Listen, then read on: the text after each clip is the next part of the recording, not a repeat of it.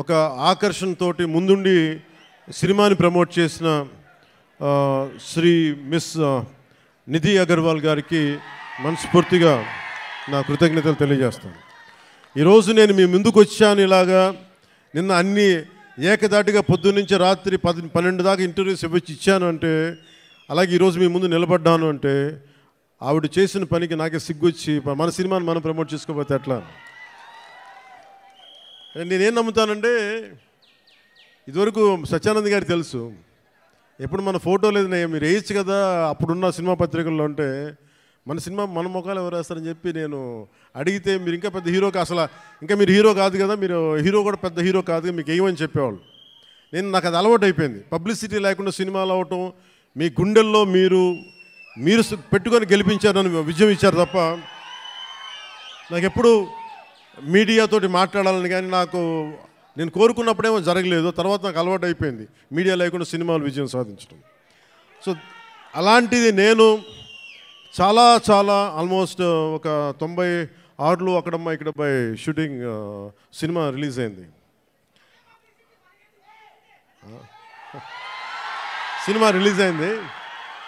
ఆ రోజు నుంచి ఈ రోజు దాకా ఎప్పుడు నేను చాలా ఏదో ఒక ఆడియో ఫంక్షన్ చేయటం. ఎందుకంటే నాకు సినిమాని మీరు చూడండి అని చెప్పడం నాకు చాలా సిగ్గుగా ఉంటుంది, ఇబ్బందిగా ఉంటుంది. అలాగే మిమ్మల్ని ఓటు వేయండి అని అడగడానికి ఎంత ఇబ్బంది పడుతానో, అలాగే నా సినిమా చూడడానికి చెప్పడానికి కూడా చాలా ఇబ్బంది. అందుకని నేను అంటే ఎప్పుడు నాకు ఇవ్వడమే తెలుసు కానీ నాకు అడగడం నాకు తెలియదు. ఒక డోలీలకి వెళ్ళే గ్రామాలకి రోడ్లు వాళ్ళు అడగకుండా నేను వేయించగలను. మన ప్రత్యర్థులు మన తిట్టిన పార్టీ సర్పంచులకు కూడా సమానంగా డబ్బులు పంచగలను ప్రతి సర్పంచ్కి. సో నాకు ఇవ్వడమే తెలుసు కానీ అడగడం తెలియదు. కానీ నేను అడగక్కర్లా, మీరు ఇస్తారని నాకు తెలుసు. అలాంటిది cinema I love you to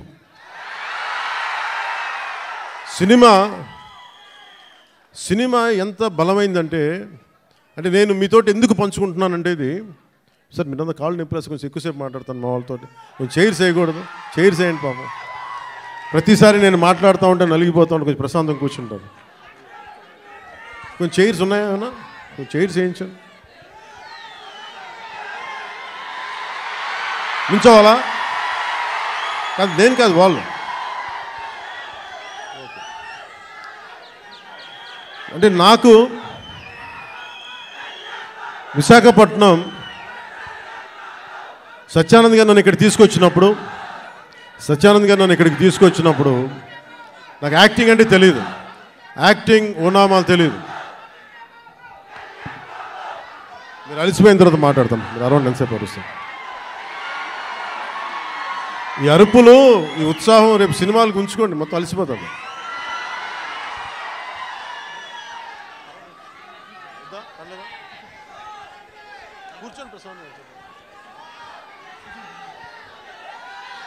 నేను మీతోటి నా అనుభవాలు పంచుకుంటాను.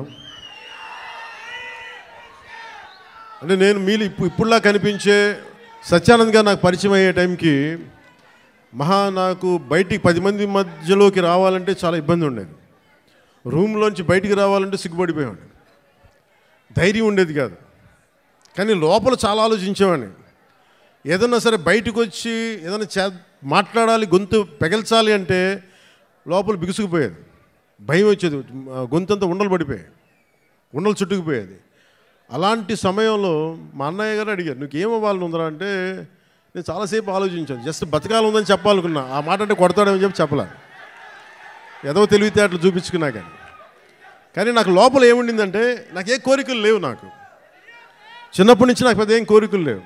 ఏదో మామూలుగా బతకడం తప్ప ఒక హీరో అవ్వాలనో లేదంటే సాధించాలనో లేదు. కానీ చిన్నప్పటి నుంచి ఉన్న ఒకే ఒక్క మూల లక్షణం ఏంటంటే, అన్యాయం జరిగితే ఎదురుదాడి చేయాలని ఉంటుంది. నాకే జరగక్కర్లేదు, అలాగే సహాయం చేయాలనిపిస్తుంది. ఈ 2 లక్షణాలు తప్ప సినిమాలు చేద్దామని కానీ డబ్బులు సంపాదించాలని కానీ నాకు ఆలోచన లేదు. అలాంటి నాకు చదివేవాడిని. అలాంటి నాకు వీని ఇలా వదిలేస్తే ఎటు కాకుండా పోతాడని మా అన్నయ్య గారికి భయం వేస్తుందేమో. ఒక రోజున సత్యానంద్ గారిని పిలిపించి, ఆయన మంచుపల్లికి సినిమాలో ఆయన ఒక అసిస్టెంట్ డైరెక్టర్గా పనిచేస్తారంట.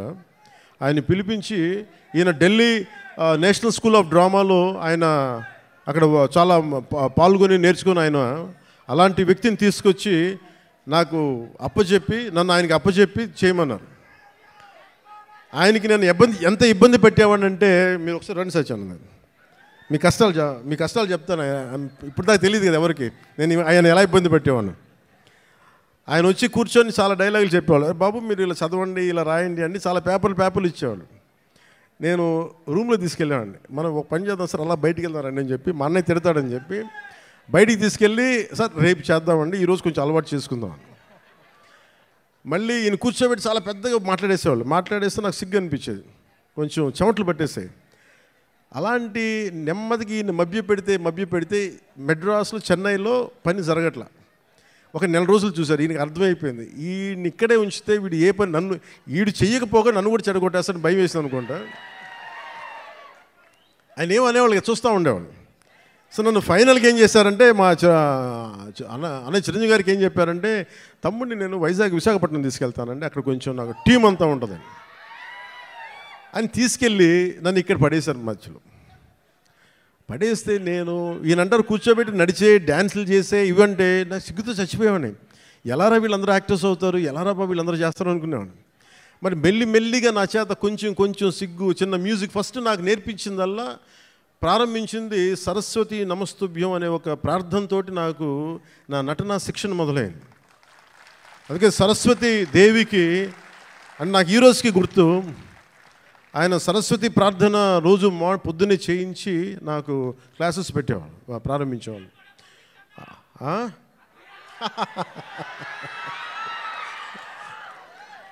అలాగే ఆయన అలా స్టార్ట్ చేసి నాకు ముందు ఆటపాట చెప్పారు, మన ఉత్తరాంధ్ర ఆటపాట.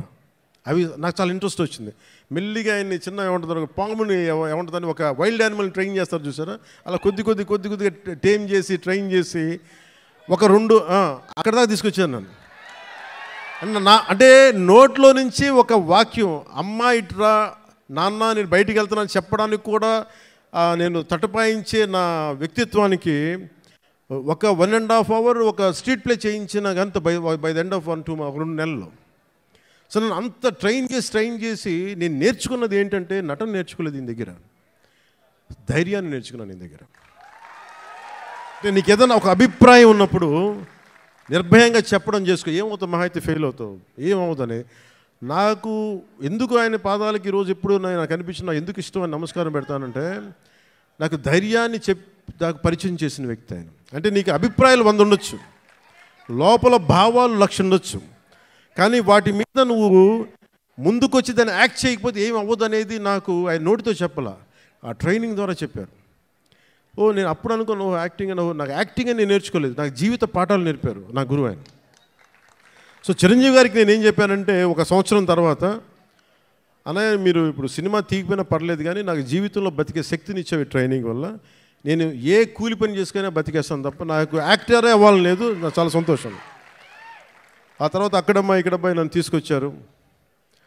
అలాగే వైజాగ్లో తీసుకొచ్చారు, వైజాగ్ స్టీల్ ప్లాంట్లో ఇక్కడను చచ్చిపోయేవాడిని సిగ్గుతో. అప్పుడు మళ్ళీ ఒక 6 months మనకి 1 year గ్యాప్ రాగానే మళ్ళీ యాజ్ యూజువల్ మన యూజువల్ సిగ్గు మళ్ళీ ముడుచుకుపోయాను మళ్ళీ. అలాంటిది నన్ను గోకులం సీత చేశాను, తర్వాత సుస్వాగతం చేశాను. నాకు ప్రత్యేకించి విశాఖపట్నానికి ప్రత్యేక అనుభవం ఏంటంటే, నాకు భీమిలీలో మాకు తెలిసిన వాళ్ళకి ఒక గెస్ట్ హౌస్ ఉండేది, నన్ను అక్కడ ట్రైనింగ్ చేసేవారు వీళ్ళందరూ. సో నాకు అందుకు భీమిలీ కానీ మన ప్రాంతాలు కానీ మన సర్క్యూట్ గెస్ట్ హౌస్ మనం ప్రాక్టీస్ చేసేదాన్ని ఒక సంగం శరత్ ఓనర్స్ గెస్ట్ హౌస్ ఒకటి ఉండేది. అక్కడే మ్యాక్సిమం ట్రైనింగ్ క్లాసెస్ అని సాయంత్రాలు పూట, మార్నింగ్ ఏమో భీమిలీ, సాయంత్రాలు సంగం శరత్. ఇప్పుడు ఇవన్నీ చెప్పాను అనుకోండి, ఈ పవన్ కళ్యాణ్ ఏ ఊరు వెళ్ళినా కనిగిరి వెళ్తే కనిగిరిలో పెరిగానంటాడు, వైజాగ్ వస్తే వైజాగ్లో పెరిగానంటాడు.